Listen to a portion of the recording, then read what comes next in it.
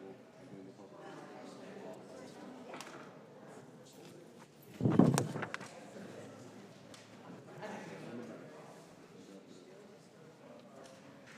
Just tell me when it is.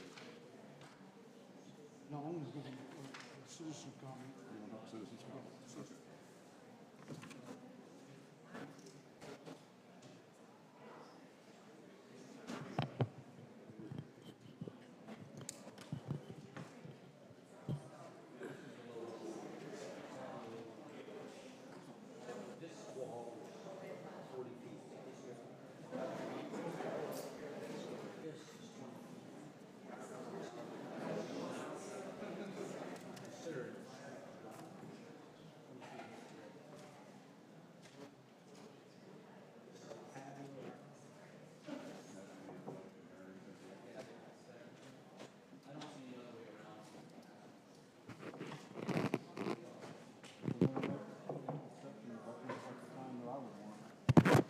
Yeah.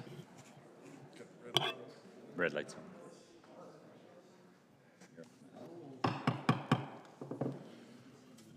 The City Council of the City of Gun Barrel City, Texas will meet in a regular meeting in City Hall located 1716 West Main Street in Gun Barrel City on Tuesday, March 23rd at 6:30 p.m. If you would stand for the invocation, please.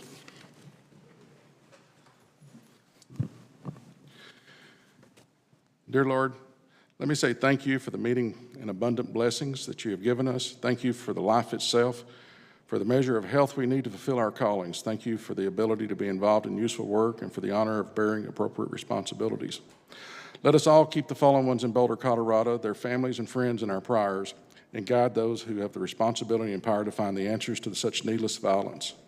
We also pray for our city officials and for this assembled council. We ask that you would graciously grant us wisdom to govern amid the conflicting interests and issues of our times and the ability to work together in harmony even when there is honest disagreement. It is in this, your most blessed name, we pray. Amen. I pledge allegiance to the flag of the United States of America and to the republic for which it stands, one nation, under God, indivisible, with liberty and justice for all.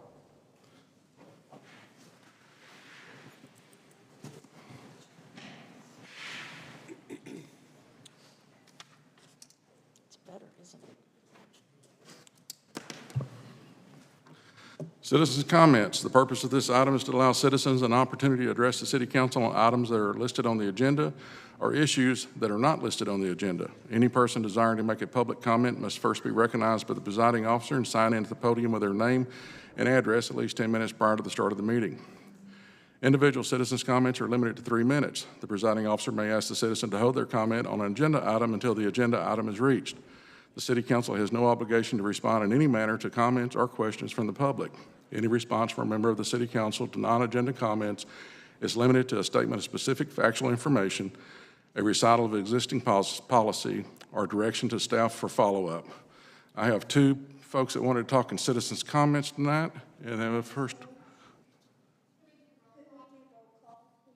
Oh, I didn't do the roll call. Thank you. Roll call from my left, please. Y'all's here. Evans here. LaRue here. Mullins here. There we go. All right, here we go. All right, we have two folks that want to make citizens' comments. Mr. Kyle, Joe Kyle.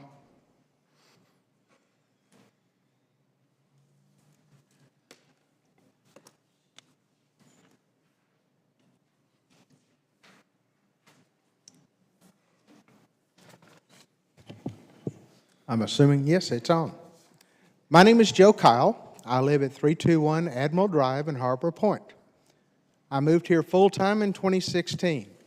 After spending decades in the field of accounting and audit, I thought I'd give a little back to the community as a volunteer. Never in my wildest dream did I expect to run into the politics and egos I've found here.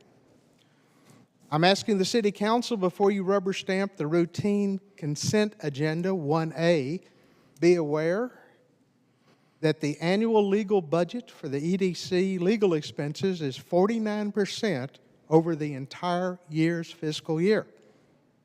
I have no idea how much was spent this past month when the EDC attorney was asked to represent our executive director during her staff review. And I've also been told that we now have a consulting bill with the mayor that was also at EDC expense, and I'm hoping that one is with City Council's direction. Our mayor does not want to see the City Council update our bylaws at the EDC. Our committee spent 3 months researching what was designed to be a City Council-directed best practices, how to run their EDC in Gun Barrel City. And then tonight's agenda items also seem to talk about job descriptions in lieu of having updated EDC bylaws. And this seems to undermine Title 12 of the Planning and Development found in the local government codes, where the legislature created a Development Corporation Act in 1979 to allow a special corporation under the City Council to handle financial, contractual, and legal decisions on how to spend tax money for economic development. Simply stated, the bylaws are designed for the economic director to manage and run day-to-day operations of the EDC office, and the board is designed to work on qualified avenues to use the sales tax monies under the guidelines of the Act to focus on jobs and sales tax. I feel there's been a lack of ethics, transparency, conflicts of interest, and misuse of sales tax money. Thank you. Mr. Ron Wyatt.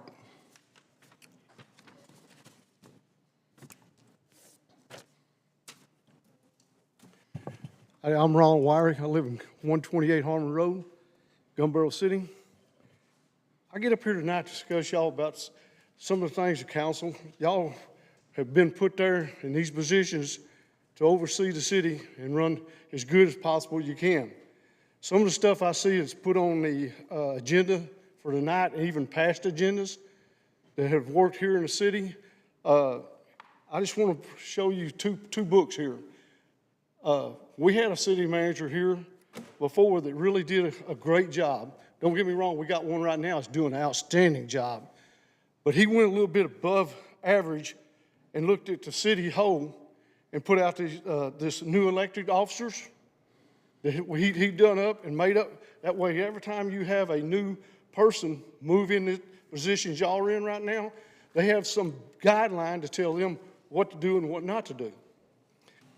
At the same time, he did his P&Z and other boards underneath the city.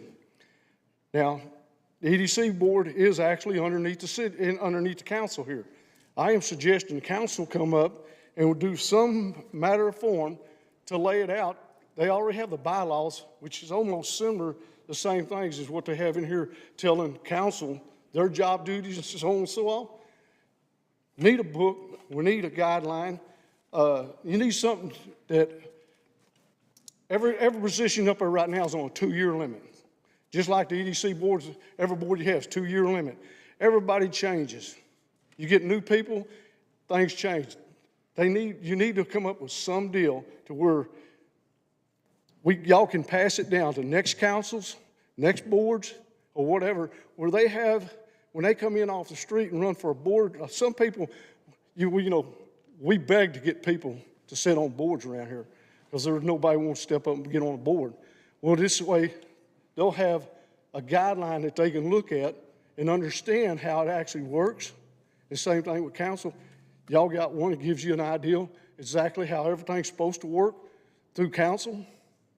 And I just like to see y'all as council stand up and make some good changes and do some good work. I hate to say, the guy back in 2017 that did this one here stepped way above his character. Or he stepped out of Gun Barrel City and brought us into a second world about how to do things.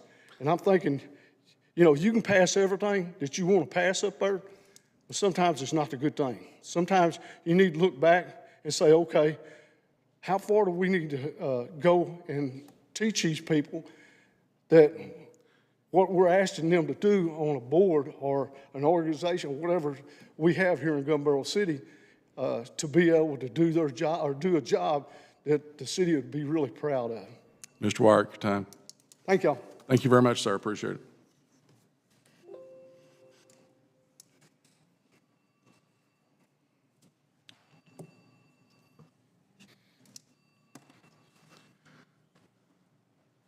This time, I want to come around front.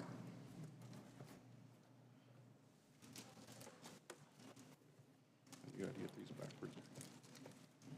Could you hand these to me when I need them? Thank you.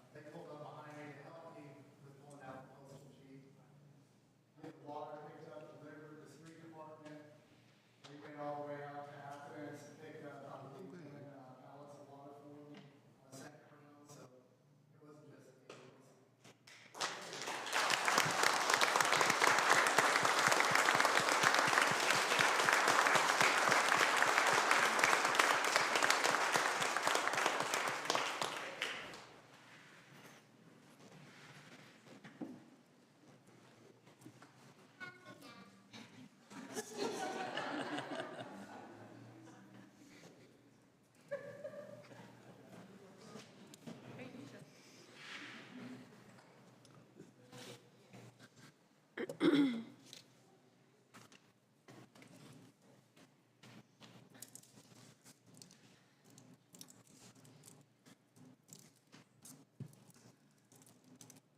have a couple of proclamations that I would like to read tonight.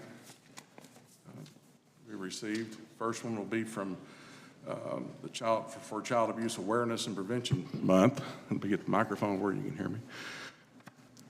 Child Abuse Awareness and Prevention Month, April 2021.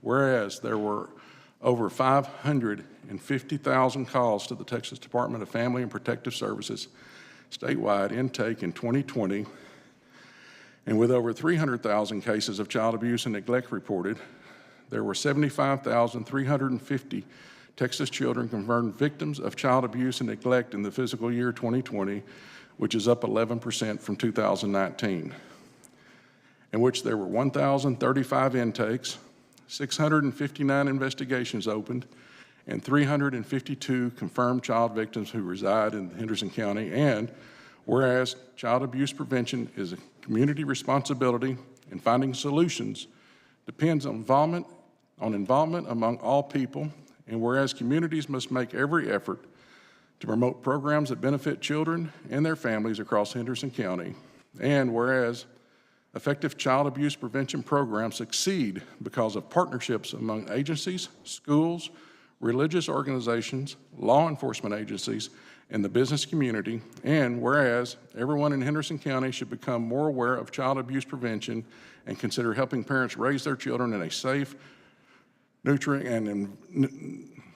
environment. Now, therefore, I, David Skanes, Mayor of the City Council, do hereby proclaim the month of April 21 to be Child Abuse Prevention Month in Henderson County, and urge all citizens to work together to help reduce child abuse and neglect significantly in years to come. We also have a proclamation for the National Crimes Victims' Rights Week.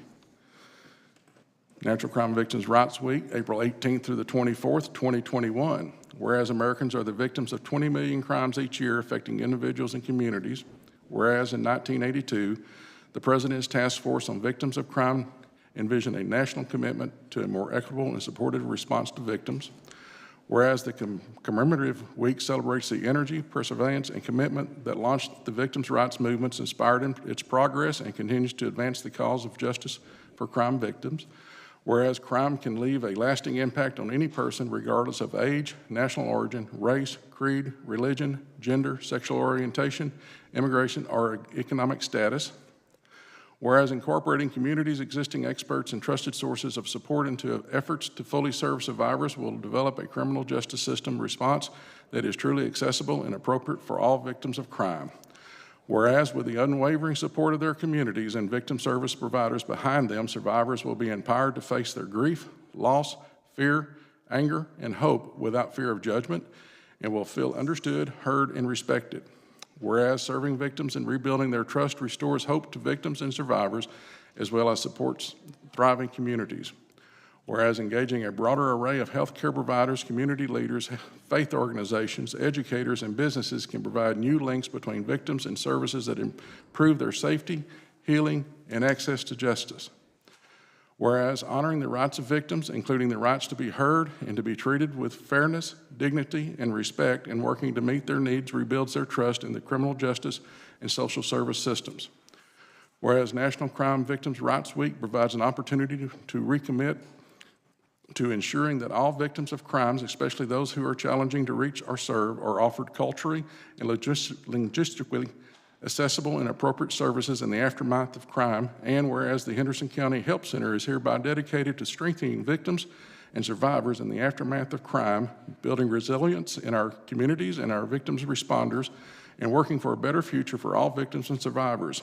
Each year, the Help Center serves crime victims with compassion and strength to ensure healing, hope, and justice. Now, therefore, I, David Skanes, Mayor, and the City Council do hereby proclaim the week of April 18th through the 24th, 2021 as Crime Victims' Rights Weeks. Thank you. Item number 1. Mayor Skanes, do we have representatives here tonight from those two associations? Do we? Yes, we do. I'd just like to say thank you for your assistance and all of the services you provide to our city. Thank you. Probably 60% of our families come from this side of the lake. And so we're very blessed to be able to provide services, whether it's through the Child Advocacy Center or with the Crime Victim Services program that we have. We're very blessed to be able to provide hope, healing, and justice, as Mayor Skinny said. So thank you for having us and reading that proclamation for both of them for us tonight. Thank you for coming. Thank you. Consent agenda. All matters listed under consent agenda are considered to be routine by the city council and will be enacted by one motion. There will not be separate discussion of these items. If discussion is desired, that item will be removed from the consent agenda and will be considered separately. Consider approving the following reports: the city manager report, previous meeting minutes, including January 26th, February 10th, and 25th, March 8th, 2021, January and February financials, animal control, dispatch and police and fire reports, code enforcement and permits, court report, street and parks report, EDC January 2021 financials, EDC previous minutes for February. May I have a motion? I'll make a motion to accept the consent agenda as written, but I would like a review of the EDC financials as so stated in comments. Have a motion. Do I have a second? Second. Have a motion and a second. Discussion. Vote from my left, please. Yaws, yes. Evans, yes. LaRue, yes. Mullins, yes. Rankin, yes. Item 2A, discuss and/or take action to remove from the table items 2C and 2D from the March 8th, 2021 meeting. May I have a motion? I'll make a motion to remove from the table item 2C and 2D from March 8th meeting and dismiss these two items. May I have a second? Second. Motion and a second. Vote from my left, please. Or is it discussion? I'm sorry. Why are we removing them? I'm sorry. I'm removing the items from any discussion. We're just taking the tabling of the hearing, public hearing from last week or last meeting and putting it back on the table. So I need a vote, please. From my Our left. motion was to dismiss the items. And dismiss the items. My motion is to bring these items off of the table and to dismiss the items altogether. Oh, I'm sorry. And there's a second on that? LaRue, second. Okay. Have a motion and a second. Discussion? Why are we dismissing it? I'm sorry? Why? Why? I think it was highly discussed in executive session at our last meeting, and that's my motion.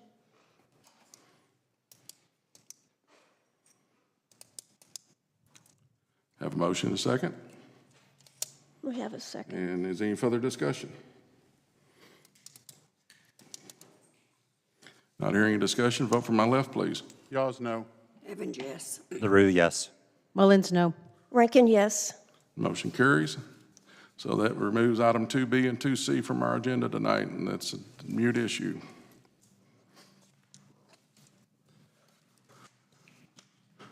All right, item 3, new business. Discuss and/or take action to adopt ordinance number O-2021-009, granting a special use sign permit to Southern Multifoods Incorporated for Taco Bell Restaurant being constructed at 215 West Main Street, requesting an additional 50 square feet in sign area per section 154.06 of the Code of City Ordinances. I have a Mr. Michael Stansberry that would like to speak.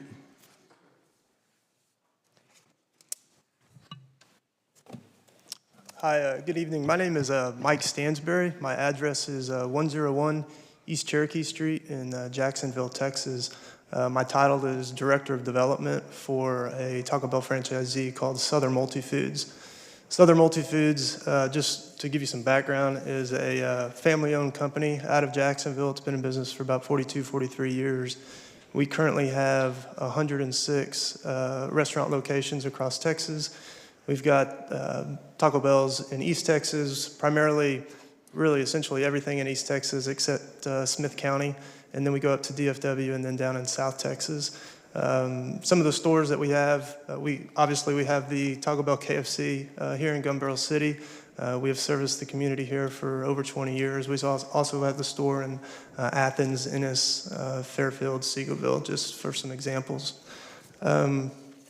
What I'm here tonight, I guess, kind of what started this is with the franchise agreement, you get a 20-year agreement. Our 20-year agreement for the current location is expiring in July. It's also a lease location, and our lease is coterminous. It's expiring at the exact same time in July.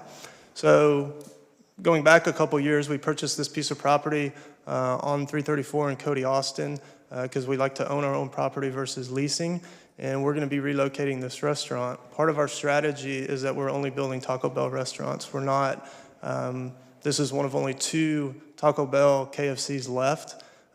Combination units is what we call them. The other one is in Center, Texas, which is also expiring in July, just as an aside.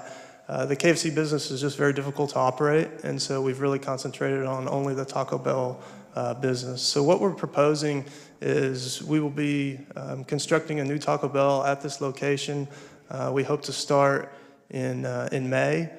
It'll be about a 90-day build, and in conjunction with that, we'll be building a new pole sign. And so we'll be investing in this project about $1.3 million. We'll continue to employ about 20 to 25 employees at this location. So specifically what we're asking council for is this special use sign permit, and we're not asking for any additional height. The current ordinance allows 30 feet in height and 100 square foot in area.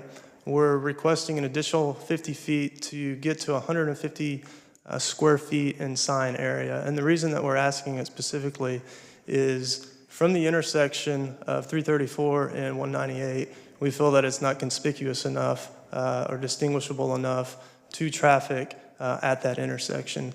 We've also got the Burger King to our east that has been there for a number of years, is set pretty close to the roadway. And so our sign is really the best way that we advertise our business. And so we're just asking for an additional 50 feet at that location. I think you've got a packet that looks like this. I've included in that packet photos of the sign. It's got the dimensions of the sign. I've also included, sometimes I get asked what the building will look like, so I went ahead and included that as well. Just so you have an idea of what we intend to construct. One thing that I would note, and it was in the original packet that I provided, was we initially talked about locating the sign on the northeast corner. We've since decided to move it to the northwest corner of the property to space it away from the Burger King and to maximize the visibility. So again, I'm here tonight to entertain any questions, ask your support for the additional 50 feet on the sign area. Thank you very much for your time. Does any council have any questions, Mr. Salzberg? Mr. Stansberry, do you have any photos, renderings rather, of what the sign as it would be under current code versus what your proposal would look like in relationship to the building and the other signs around it? I specifically do not. I can tell you that the 100-foot sign is going to cut off. Really, the difference is a couple feet on the width and a couple feet on the height is really where the difference lies. So, again, on those dimensions of that sign, you've got about 9 foot, 8 inches in width and about 15.5 feet in height. And so it's just going to condense. Because it's not a perfect rectangle or a perfect square, it's not 10 by 10. We call it a monument sign because it looks like a monument. So the best I can answer that question with is just that it's gonna shrink. It would have to shrink by a couple feet on both the width and the height. Just a comment to give you feedback. My family enjoys Taco Bell, and I got to tell you, you could put it behind Lowe's and bury it under 20 feet of dirt, we'd still find it. I appreciate that, and we definitely appreciate the business. As I said, we've been here a long time. Historically, I know that some people in the room may know that the initial one burned down and we rebuilt, and so we want to continue to be in the community. It's a great place for us, and again, we're just asking for support for a little bit bigger sign. We chose not to ask for additional height. We just chose, or really, we chose not to ask for both. Sometimes we do in different jurisdictions, but this time we didn't. I can give you some comparisons of surrounding towns that where we've got signs, height and size, just to give you some comparisons if that's of any interest. I did not include that, but for instance, in Seagoville, it's a 60-foot sign, and that one's $179. Ferris is 65 foot in height, that's $179. And then in Jacksonville, ours is 50 foot high and $229. Anyone have any questions of him? Thank you very much, sir. Appreciate Thank you, it. sir. Thank you. I'll go ahead and read the ordinance, and then I'll ask for a motion. Ordinance number number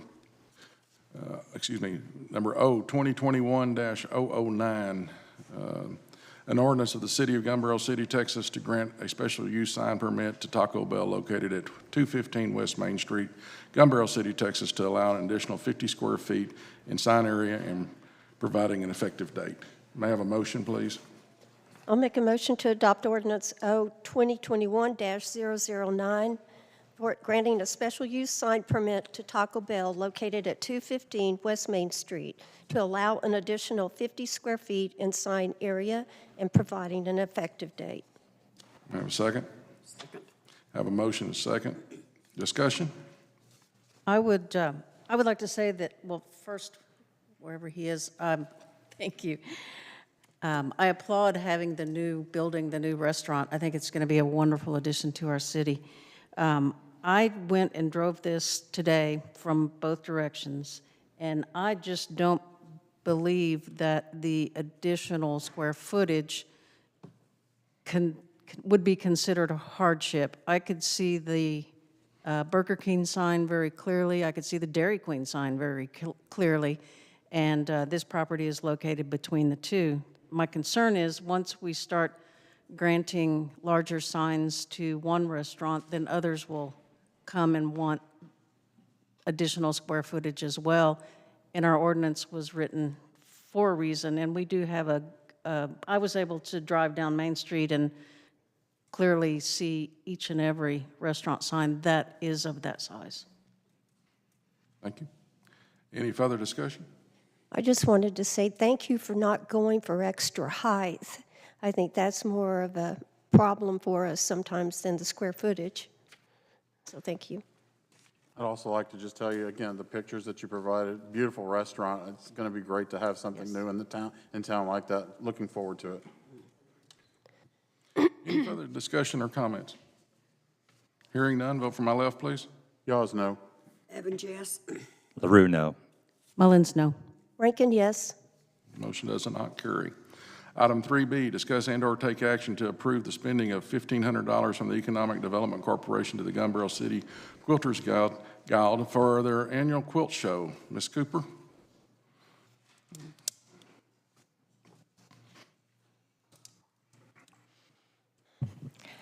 Good evening, council. Gail, let me get a motion first real quick. I forgot. Sorry? Let me get my motion done first. I'm sorry, go ahead. No, that's all right. My fault. I called you up too soon. Could I have a motion, please, council? I'll make a motion to approve the spending of $1,500 from the EDC to the Gun Barrel City Quilters Guild for their annual quilt show. Have a second? Second. All right. Thank you, Gail. Please go ahead. Okay, I am Gail Cooper, Executive Director of Gun Barrel EDC, and I have with me Kathy LaRue, who is with the Quilters League. Technically, this is not an economic development program, but it is something that has been done over past years, and so I asked my board about it, and my board wanted to approve $1,500. So that is what we have approved, and that's what we're recommending to you. Kathy, do you want to say something?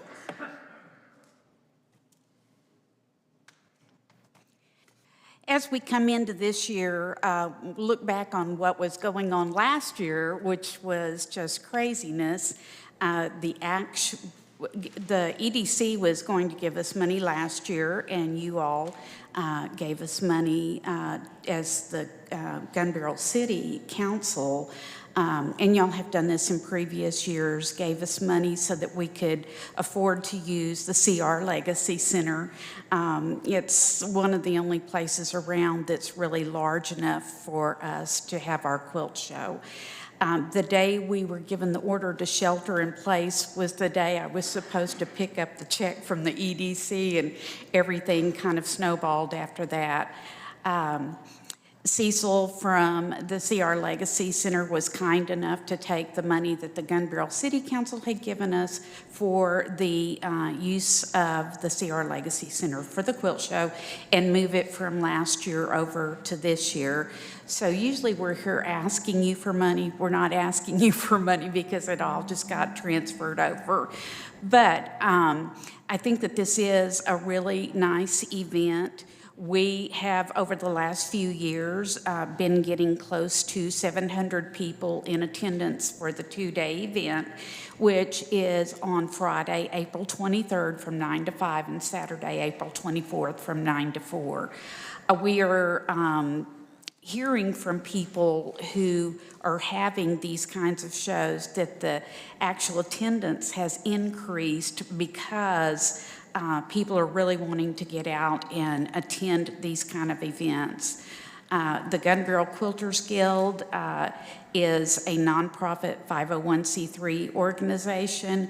We do support other nonprofit groups in the area, such as Special Olympics, Maggie's House, Friends of the Animals, a number of different organizations, sometimes by giving them financial things, or sometimes with the actual gifts of blankets. For example, we give a lot of the police departments around blankets and stuffed animals and things to carry in their trunks so that when they have to be at the scene of an accident or remove a child from a home or whatever, that they have something nice for the child to receive. Next year will be our 30th year in existence, and Sally Bays is a charter member, so she's been with us for the whole time.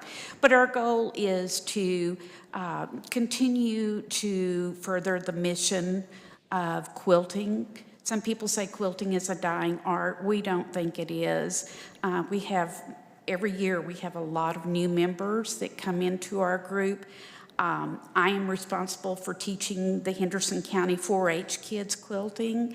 And so we really do try to further the art of quilting through our endeavors and support the people around us. So thank you again for your patience with us.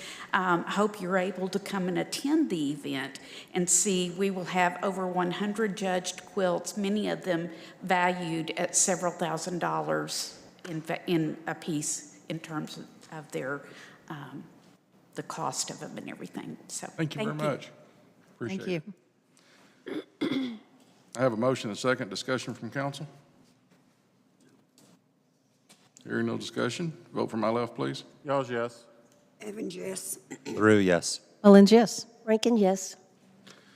Item 3C, discuss and or take action to interview Brian Kroll. Is that how you, I'm sorry? Kroll, thank you. For the Planning and Zoning Commission in open session and consider making an appointment. May I have a motion, please? I'll make a motion to interview Brian Cole for Planning and Zoning Commission in open session and consider making an appointment. Second. I have a motion and a second. Mr. Kroll, if you'll come up to the microphone, introduce yourself, and we'll open it up to council to ask you questions, sir. First off, I'd like to thank you for stepping up and volunteering to be part of the city and to help us out. Well, I appreciate it. We have been here, I want to say June 10th, we closed on our house. I got out of there as fast as I could. I have a business in Dallas. We have a 10,000 square foot sports-specific training facility. We have the largest special needs athletic training facility in the Metroplex. We have a Champions Challenge program. We reach about 150 to 200 kids every year that we work with. So we still commute every morning, but and having a business for 35 years in the city of Richardson, and been around, several of my members are city councilmen and been very active in the city, and I grew up there, and I've been in the periphery, playing different types of recreational parks and different types of buildings to house. My Possibilities is one that was built on the George Bush to house special needs kids. I was on that advisory board. So I've been in the planning, but I've kind of been one of those guys that kind of dabbled his foot in it, and never really jumped all in. And when we moved here, I can tell you that it was a breath of fresh air for my wife and I.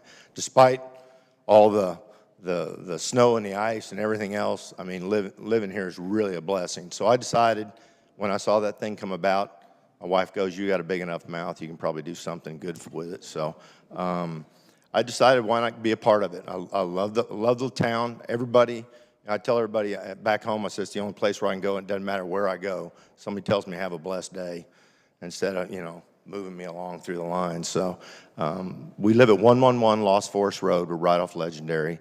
And we lived in that house, raised our kids 27 years, sold the house in 36 hours and moved in 28 days. So that tells you how rational I am. But love to be a part of it. Didn't really know the process. I know I've been involved in a lot of these things on the periphery. Obviously, having your own business, you know the trials and tribulations of all that. The planning, the forecasting, the things that goes along with that. And obviously, in these times, it's trying at best. But glad to be here. Love being a part of Gun Barrel City and just wanted to help any way I could. Thank you. Council, questions? Sir, if I can ask, your comments mentioned about special needs kids. How did you become involved in that? Can I ask? I'll tell you. My mom, when I was very, very young, in the church that we belonged to, was headed up the special needs population.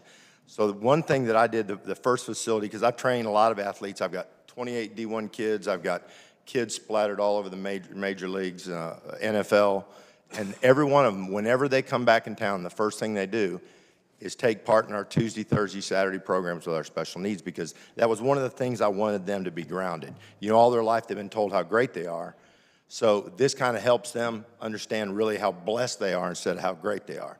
And the beauty of this is when they pair up with these kids, it gives them a sense of grounding, and a lot of those kids look for that. And so that's kind of how we became a part of it, and I made sure we integrated it in all the facilities we had. And trust me, I got way more out of it than they probably get out of me. But it's a great program. Love being a part of it. I appreciate hearing that. Obviously, we look forward to anybody coming forward to volunteer for different city positions. But I got to tell you, just hearing some of your background, it really heartens me, because I feel like we're not only getting somebody who was willing to volunteer, but someone who obviously values work ethic and values that and I think we share in this community very much so. I appreciate that very much. Further questions? Thank you very much. Thank you very much. Hearing no more questions, any further discussion? No discussion. Vote from my left, please. Y'all's yes. Evans, yes. LaRue, yes. Mullins, yes. Rankin, yes. Welcome to the P&Z Board, sir. Thank you for stepping up. We appreciate it. Item 3D, discuss and/or take action on planning and contracting for events, festivals during the remainder of the fiscal year 2020-2021. Council, I had a discussion with the city manager a couple of weeks ago, and he was asking me my thoughts on how to move forward with our festivals, and what did I think? And he and I talked about it for a few minutes and decided this was really better put on the council's shoulders to decide whether or not we want to move forward given COVID-19 and where we're at and all of that. Keeping in mind that, once we contract with some of these people, we have difficult time getting our money back if it does have to be canceled. So I just wanted to bring it to you guys, let y'all ask Jeff and Mickey's here tonight, ask them any questions you might want to ask about moving forward, and see if this is something that we're comfortable doing or not.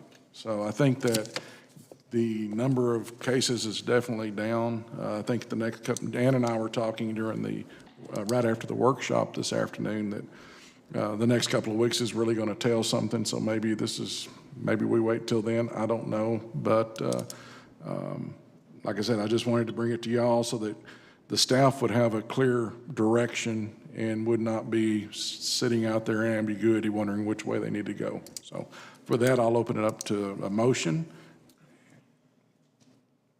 I'll make a motion to discuss and/or take action on planning and contracting for events, festivals during the remainder of fiscal year 2020 and 2021. Second. A motion and a second. Open it up for discussion. My first question is to the city manager. I was wondering how staff feels about being put in this situation. Well, I know last year there was a little bit of apprehension with staff. I think we're considering outdoor events, and I think from the beginning, outdoor events have always been more susceptible or less susceptible to transmitting the disease. The state of Texas is opening up a lot of venues. Obviously, the mask mandate has been lifted.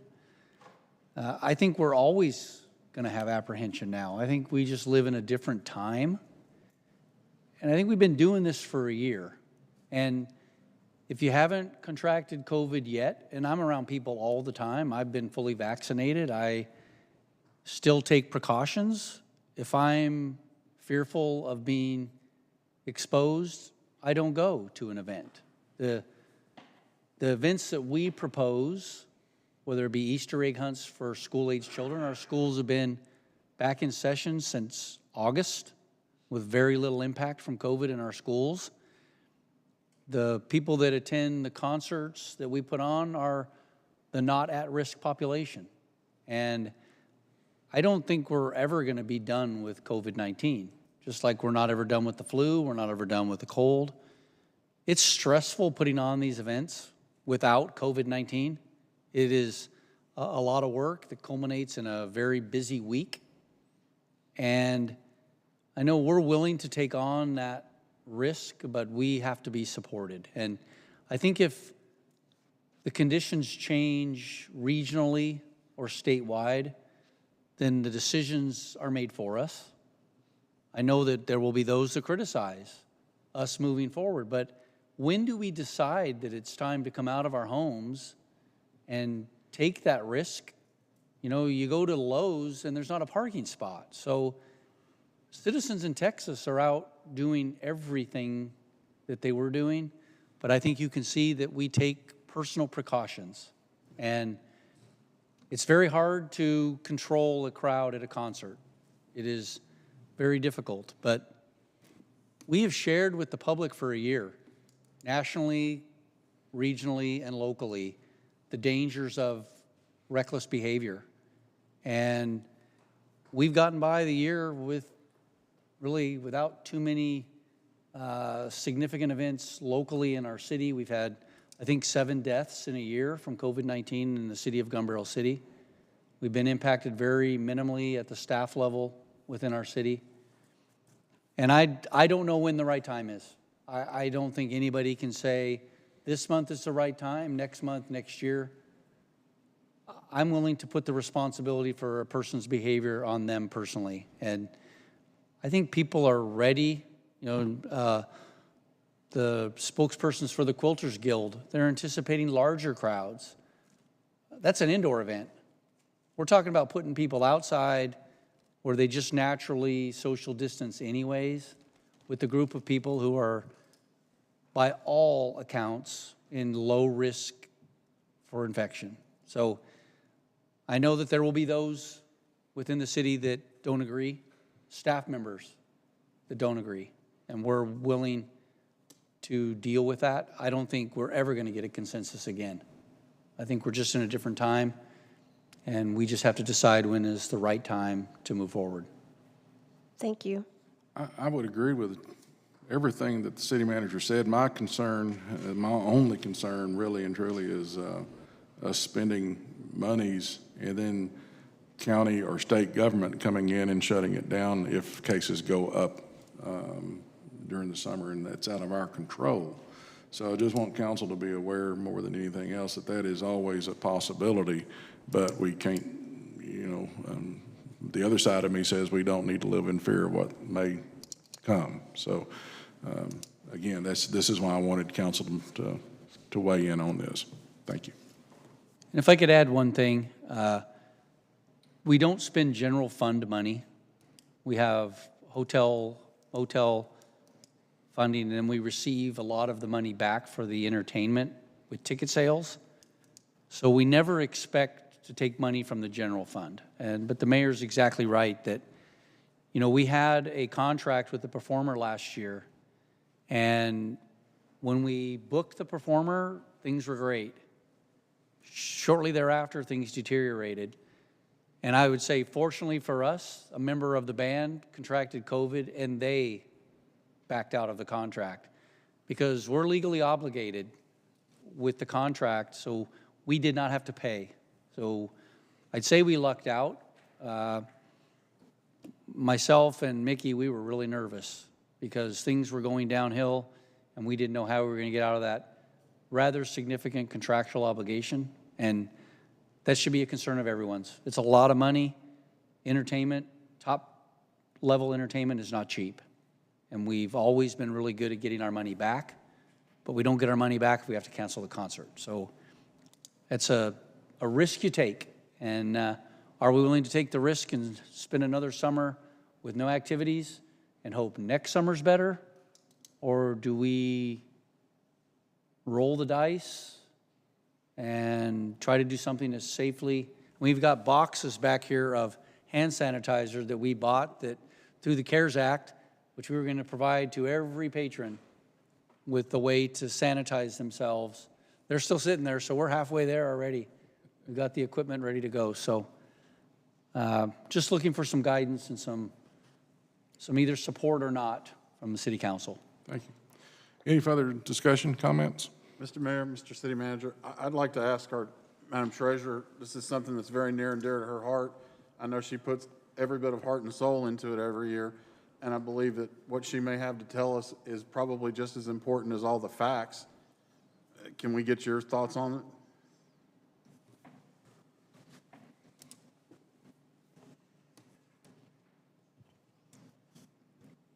The last time I talked in this, it was real loud, so I'm leery. I can tell you that the artist list for our July Fest date is slim. They're doing it, and it's time. If we take precautions, and we do. I went to Walmart today. I still have my mask on. People are still wearing masks. Some aren't. It's the same. If they want to come out, they will. If they don't, they'll just criticize us. I appreciate your feedback. Thank you, ma'am. Any further questions or discussion? Okay. Ms. Rankin, I think your motion was to discuss and/or take action. Would you like to make that motion more specific? I'll make a motion to take action to begin planning and contracting for events and festivals during the remainder of fiscal year 2020 and 2021. LaRue, second. And I second. I have a second. Thank you. Any further discussion? Vote from my left, please. Yours, yes. Evans, yes. LaRue, yes. Mullins, yes. Rankin, yes. Thank you. Item 3E, discuss and/or take action to adopt job description for the EDC.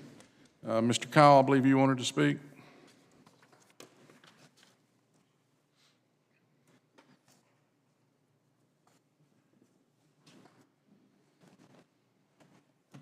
And you're still limited to 3 minutes, Mr. Kyle. My name is still Joe Kyle at 321 Admiral Drive.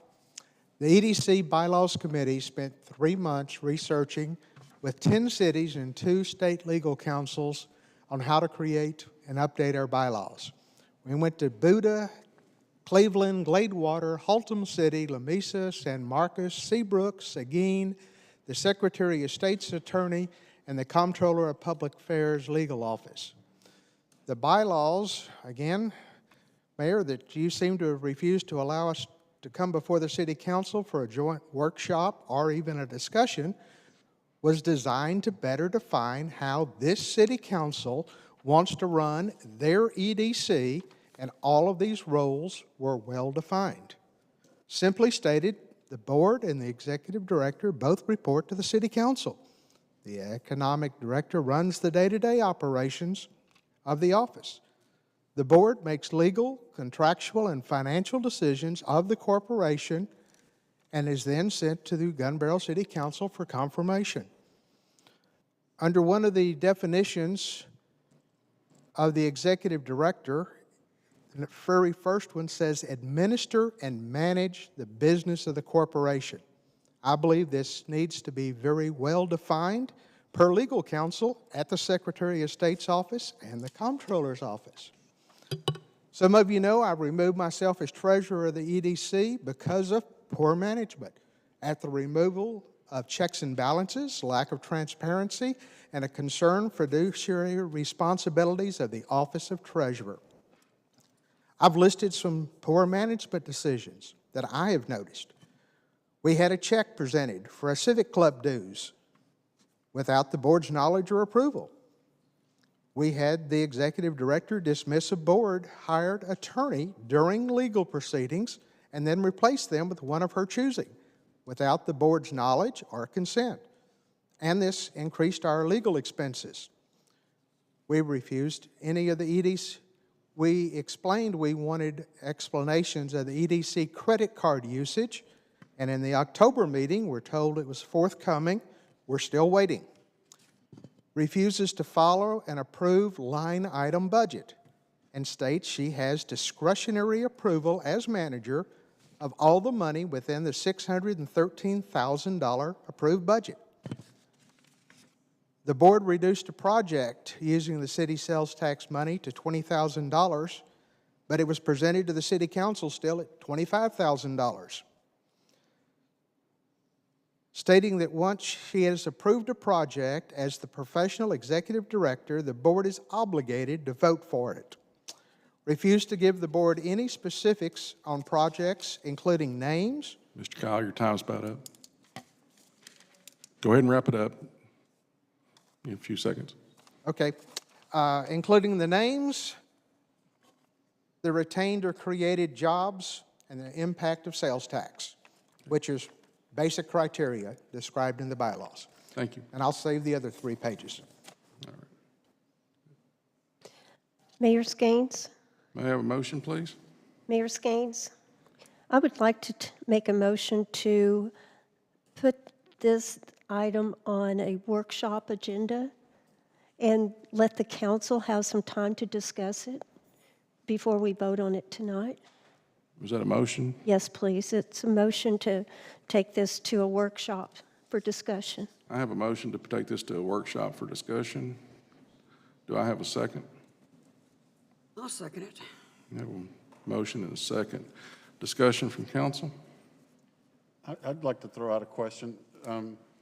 Our last speaker made numerous mentions of people, groups of individuals that I would infer were experts at assisting at putting together job descriptions and bylaws, which I think is a credit to a very strong board who's obviously trying to take their job seriously and do the right thing with the taxpayers' money. I would like to also ask, was the executive director also included in that group as a consultant or someone brought in to at least evaluate or contribute to that process? It seems like we pay for an executive director to help with these type processes. I'd like to know, were they also brought in to help with that process? No, sir, they were not. When I asked for them to be included in that process, I was told no. I asked a second time, I was told no. And when I asked why, I was told that you can sleep with the bride before the wedding or you can sleep with the bride after the wedding. Mayor Skanes, I have this on the table. Excuse me, Ms. Rankin, there's a motion and a second Skanes? discussion. So We don't have discussion if we table it. I was speaking, if you don't mind. I do still have To more. be tabled. Well, I'll jump ahead. I motion personally is- don't see a reason to table it because I still have discussion that I'd like to participate in if it's allowed. Yes, it certainly is. And this discussion can be had at our workshop.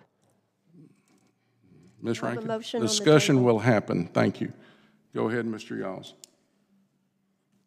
To further where I was going with my comments, I would really be interested to hear from anyone with the EDC board to help me understand why we would have excluded the executive director, from any involvement in this process, it would seem to me that a great deal of effort was made to make the best possible decisions, and I question why we would leave one of our critical individuals in this process out of it. I compliment the group for bringing in all these other experts, which I think was very prudent, and I couldn't agree more with the decisions to do it. I would like to know why we would have excluded our own in-house expert as being a contributor to that. Not necessarily to say that we would want that one person to write them for us, as much as just contribute to the process. Mayor Skanes, may I be recognized, please? Yes, ma'am. Comments are not allowed to have questions asked by the city council. His was a 3-minute comment at this point in our agenda. It's not to be discussed. Ms. Rankin, I control the meeting, and it's up to my discretion. If I'm not mistaken, Mr. City Attorney, is that correct? Well, it's a rule of procedure. It's not a legal issue, but I would say this. The motion that's on the table, motion that's on the floor is to table. There's been a second. The discussion, I think, can be had. The discussion has to be limited in scope to the issue of whether to table it or not broad and include the job responsibilities and duties. So Okay.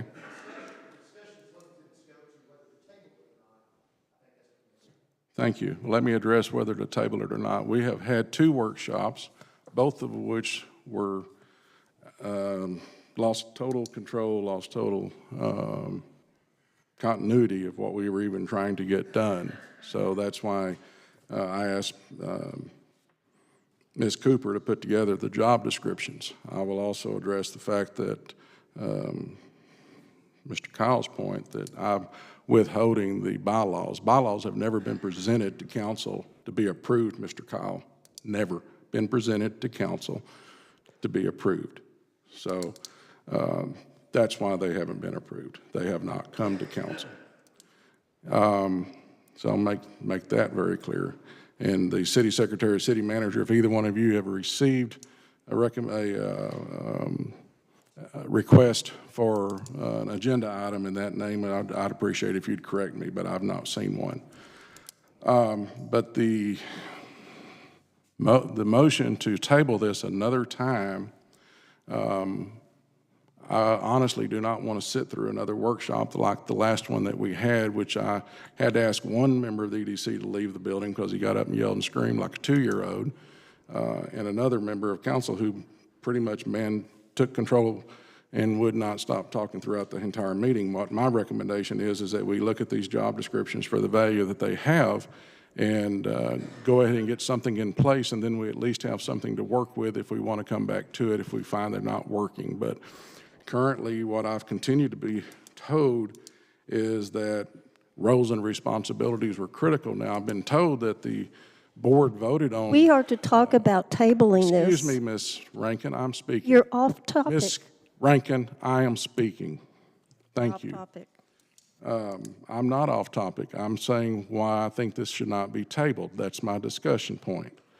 It shouldn't be tabled for the reasons that I've stated and for the fact that so far 2 workshops haven't worked to get this done. So with that being said, I would like for us to go ahead and approve these job descriptions and at least give them a try. The EDC board has asked for direction. They've been given the direction, but they didn't like that direction, so they continue to ask for a different direction. That's my opinion of the matter. So in order to get something moving forward, instead of just sitting here spinning our wheels, I would like for the council to go ahead and improve these job descriptions. Thank you. Any further discussion on tabling the item? I'd like Yes, to make another comment. we have not had Go a, ahead, Mr. Yost. I'm sorry. And again, I was a participant in the workshops, and while I do believe that they had the potential to contribute dramatically to a well-crafted, well-put-together plan, unfortunately, that simply didn't happen twice. And while I stand behind, I do believe that it could be the right thing to do, twice I've been proven wrong. I'm completely willing to hear a reason for why we should try it a 3rd time. I'm not against it, but I would really have to be convinced that it was the right thing to do, having failed so miserably twice already. Thank you. Ms. Rankin, you want to make a comment? My reasoning is that I would like for the city council to discuss these. I'm not asking for a joint workshop. I'm asking for the council to have a meeting to discuss these in total and to lay out a plan for those role descriptions. We have not discussed the roles amongst ourselves. And if we are to approve this and lay out the guidelines, we need better research and discussion on it. We haven't discussed it. Thank you, Ms. Rankin. Council did have 2 workshops, neither one of which were joint workshops in this attempt. So, Mr. Mayor, if I can make another comment. I've read these job descriptions that have been placed on the agenda tonight. I'm not unwilling to hear someone else's position on it, but I don't feel like I need to sit through another workshop to read these out loud in front of a group. I've read what I've read. I understand what I've read. And if somebody wants to supply or to offer any additional information, I'd be open to hearing it, but I haven't heard a reason why we should table it yet. thank you. Any further questions or comments? Hearing none, vote for my left, please. Regarding the tabling? Yes, the motion is to table. Y'all's no. Evans, yes. LaRue, no. Mullins, no. Rankin, yes. Okay, it is not tabled. May I hear another motion on this item, please? To accept the job descriptions? I'll make a motion to adopt the job descriptions for the EDC. Second. I have a motion and a second. Any further discussion? I have a lot of discussion. In reading the role of the board members, there are quite a number of items not listed on this job description that are strictly stated in our local government code, and they should also be in our bylaws. And you may think that this is adequate, but it's very general, and there's a lot of discrepancy. So as you move forward, it's going to have so many holes that you're going to continue to have the frustration and the irritation that you were hoping to dismiss. So I have a number of edits that I would like made to this, and that was another reason for tabling this, so we could go over edits. Now's would be the time that you would need to do that. All right, starting at the top for all board members. Serve as an advocate for economic development. They understand the role of economic development. They make decisions based on community best interest. They're a champion of change in the community. They assist in building a strategic plan, and they assist in creating a strong marketing plan. And number 2, attend all regular special board meetings and workshops. I'm sorry, Ms. Rankin, are you going to read all of these, or did Well, you I have a look. Did you have, well, I didn't hear any. And I have edits. I didn't hear any edits in the first group. I'm sorry. Well, I added assist in creating a strong marketing plan. They are to assist in that. And then in the second portion, I added bring agenda items before the board as needed, because there's nothing in here that allows them to bring anything to the agenda. I have also select officers of the corporation. This is not in there. Review bylaws every 2 years and modify as necessary. That is not in here. Then under the treasurer ensures financials are in order, there's nothing in here that talks about as indicated in the bylaws. This is not well defined at all. It doesn't explain what the president's job is. It doesn't explain the vice president, secretary, or treasurer. And even though they're stated in the bylaws, there's nothing in this job description that stays as stated in the bylaws. So this is very vague and it's very one-sided. And one of the things I noticed is allow time for staff to respond to questions. That's not a duty. That is something that was put in there just derogatory. Be considerate of staff in their comments. Again, that's something that's ethics. It's nothing to do with a job description. So this is poorly written, as far as I'm concerned, for all board members. Thank you. Any further questions? Mr. Mayor, it's my understanding that the job description is not intended to replace the bylaws, but to supplement the bylaws. That is correct. And I also understand that if we don't adopt this tonight as written, it goes back to the table? Or can we make edits on the fly? This is not an ordinance, so yes, I believe we Okay. could make edits on the fly if we wanted to. Okay. And may I ask why we didn't run this by the EDC Board of Directors? Any of it? Felt like it was a council's decision to finally get something done. They've been asking us to provide them with roles and responsibilities, so therefore, I assume that that's what they were asking for us to do. And may I ask who wrote it?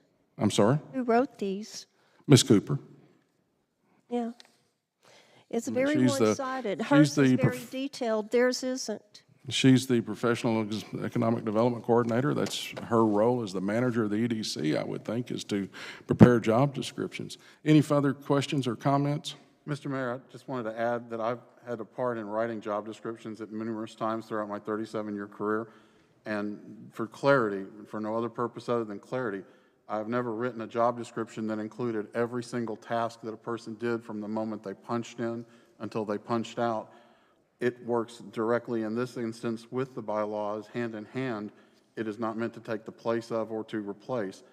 As I understand it, these two documents would work in conjunction with one another, and the edits that we've just been discussing would require rewriting the job description, would essentially be saying refer to the bylaws.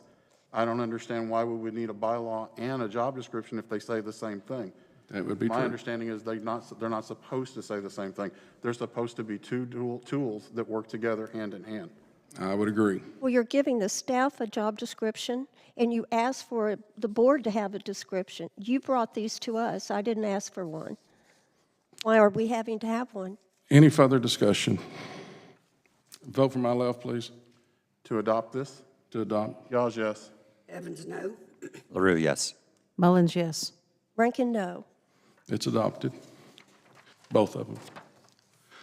All right, item 3F, discuss and/or take action to adopt resolution number R 2021-008, updating resolution number R 2018-009 would establish procedures, policies, and organizational structure concerning the Gun Barrel City Economic Development Corporation.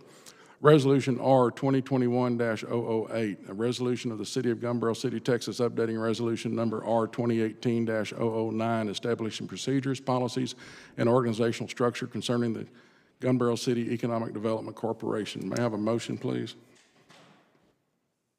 I'll make a motion to adopt Resolution R 2021-008, updating Resolution R 2018-009, which established procedures, policies, and organizational structure concerning the Gun Barrel City Economic Development Corporation.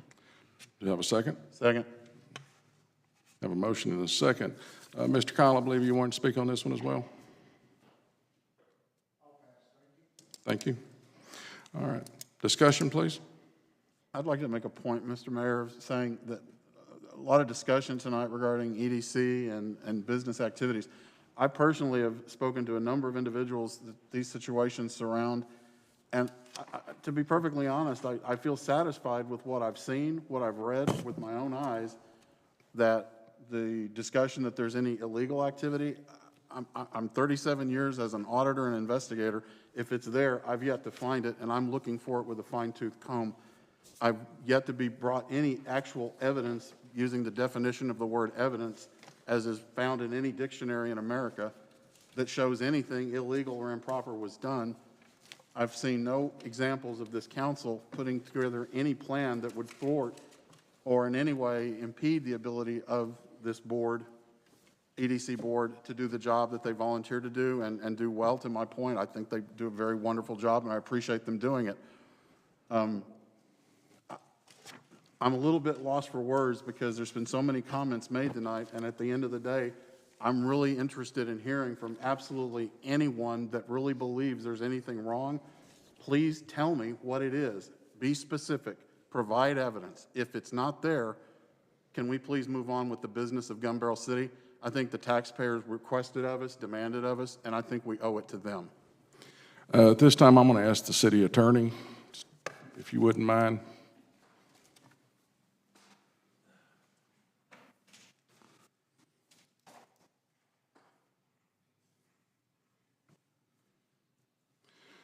Thank you, Mr. Armstrong. There's been a lot of accusations, a lot of comments made that this resolution is not a legal resolution. I would like your comment on that, please, sir. Under the local government code, and we cite the section, or the section is cited within the resolution, section 501.401 of the local government code gives the authorizing unit, that's the word or phrase used in the code, which is the city council, the authority to alter the structure, management, or daily activities of the EDC. So that is very broad in terms of discretion given to the city council to do the things that are placed within this resolution. So there's nothing about this resolution that is illegal or violates any state law. It is simply just a discretionary tool that city councils have at their disposal to, again, alter as they see fit the activities or management or structure of the EDC. So it's a very broad nature. It was designed to be broad in nature, and it was designed to give city councils a tremendous amount of discretion. How a city council, in this case you all, choose to exercise that discretion is certainly up to you, but there's certainly nothing about the resolution that violates any provision of the local government code. Thank you. Thank you. Does anyone have any questions of the city attorney while he's there? Did the edit get put into the resolution? I don't know, Ms. Rankin. I did not draft the resolution. Ms. Dillard did, so I sent your suggested